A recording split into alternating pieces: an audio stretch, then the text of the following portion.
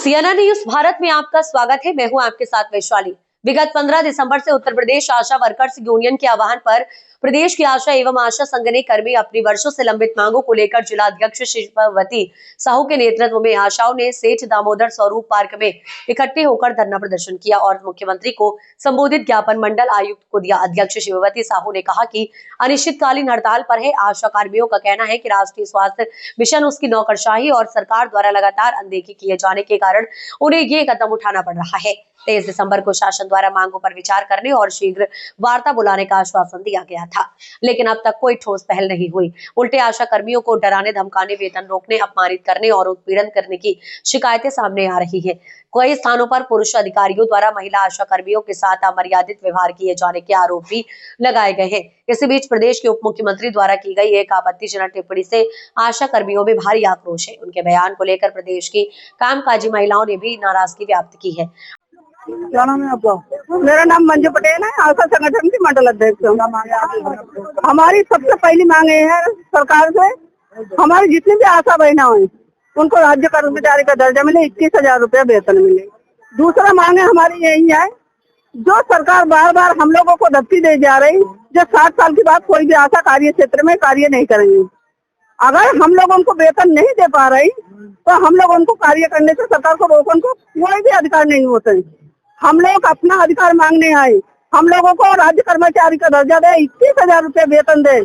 आपका चाहिए, हम लोगों को जितनी भी सरकारी छुट्टी होती है हम लोगों को भी छुट्टी चाहिए। हमारा भी परिवार है, हमारा भी बच्चा है, घर परिवार सभी को है। इस टाइम पे हमारी बहनें जो गई थी लखनऊ में, जो उप मुख्यमंत्री ने भाषण दिया था, जो तुम्हारी पति का तुम्हारा कमाई खाती है तो 2000 में तुम्हारा पेट नहीं भरते। हम सरकार से यही कहना चाहेंगे, जो डीएम है, मिनिस्टर है, इन लोगों को कमाई खा जाते, इनका पति नहीं खाते का हम नीचे दर्जा में जरूर सरकार ने हम लोगों को रख रखा है, लेकिन महिलाएं हम भी आए, हम भी सरकार को दिखाना चाहते हैं जो महिला कोई किसी से कम नहीं, कोई ज्यादा ऊपर ऊंची कुर्सी पे बैठे तो कोई जमीन पे है, लेकिन अधिकार एक ही है, महिला वो भी है, महिला हम भी आए। हम सरकार को दिखा देंगे। अगर हम लोगों को मांगे पूरी नहीं कर रही तो हम इसी तरह से सरकार को घेराव करते रहेंगे, रोड पर उतरते रहेंगे, कोई भी कार्य नहीं करेंगे। सरकार से बार बार यही हम सूचना भेज रही, जो हमारी मांगे सरकार जल्दी से जल्दी पूरी करे। हर CSC में जो हम लोगों को शोषण हो रही, इस टाइम पे भमोरा की जो MOIC है, हमारी एक आशा बहन की संघ इस तरह से अवैधता की भाषा का प्रयोग कर रही, उनने पूरी बरेली जिला की जितने भी नेता है सबको चैलेंज किया है, जो कोई भी उनका कुछ भी नहीं कर सकते। वो आशा से उगाही कर रही। हम ऐसी MOIC को ये जताना चाहते हैं, जो कोई भी MOIC ये भक्ति में ना रहा है, वे 2 लाख रुपए ले रहे, हम 2000 ले रही, लेकिन उनसे नीचे ना आए। भलाई उनके तनख्वाह ज्यादा है, हमारी कम है, लेकिन वे 2 हाथ कुदरत ने उन्हें भी दिया, 2 हाथ हम लोगों को पास दिया है। अगर एक MOIC है तो उसके अंदर में 200 आशाएं है। MOIC ये ना सोचे हम अधिकारी है, जिस दिन आशा MOIC के खिलाफ भड़क जाएंगे तो MOIC का कोई भी अधिकारी सम्मान ना पाएंगे। आप देख सकती हो, इतनी बहनें हमारी है, बदाऊं से आए भाई है, सैजनपुर से है, पीलीभीत से है, और अगर जरूरत पड़ी तो पूरी यूपी के हम बुला लेंगे बरेली में, बरेली के अधिकारियों को दिखा देंगे कि आशा को क्या दम है। क्या नाम है आपका? मेरा नाम शिल्पावती साहू, जिला अध्यक्ष, जिला बरेली से। क्या मांगे है बताइए? हमारी ये मांगे हैं, 15 तारीख से हम लगातार धरने पे बैठे हुए हैं। पूरे प्रदेश में ये धरना चल रहा है हमारा। क्या हमारी सरकार की आंखें बंद है? सरकार को कुछ दिखाई नहीं दे रहा है कि आशाएं से बैठी हुई है, आशाएं से इतनी प्रताड़ित है, आशाओं का से इतना शोषण हो रहा है। सरकार ये हमारा शोषण कर रही है। एक तरफ नारी सशक्तिकरण है, एक तरफ हमारी आशाओं का शोषण है, हमारी संगनियों का शोषण है। क्योंकि हमारी आशा संगनी लगातार क्षेत्र में काम करने जाती है, हर काम आशा को दिया जाता है। 2 कामों पे लगा के आज 75 काम हमारी आशाओं से करा जा रहे हैं। कम से कम ये तो सोचिए कि हम इनको कितना पैसा दे रहे हैं, कितना काम करा रहे हैं, और संचारी जो करते हैं उसका कह देते हैं कोई पैसा ही नहीं आता है। तो बात 200 रुपए देते हैं, 14 दिन कार्य करते हैं। कौन सा अधिकारी, कौन सा कर्मचारी 200 रुपए में 14 दिन कार्य करेगा? पहले तो हमें सरकार ये बताए। और फिर हमारे जो उप मुख्यमंत्री है केशव प्रसाद मौर्य जी, माननीय, जिन्होंने हमारी आशाओं का, संघियों का इतना अपमान किया था कि आपके पति के आपकी कमाई खाते हैं।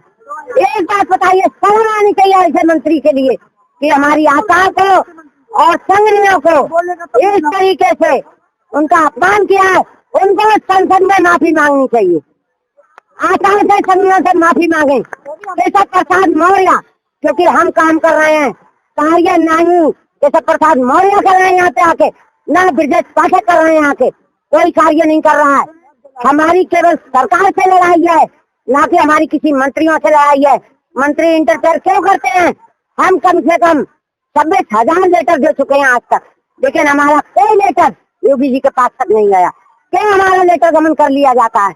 हमारे इसलिए सरकार से यही गुजारिश है, हमारी आशाओं को, हमारी संगी बहनों को नियमित किया जाए, समान कार्य समान वेतन, और 21,000 हमारी आशा का होना चाहिए, हमारी संगी बहनों का 28,000 वेतन होना चाहिए, और काम के घंटे तय किए जाएं, समान कार्य समान वेतन।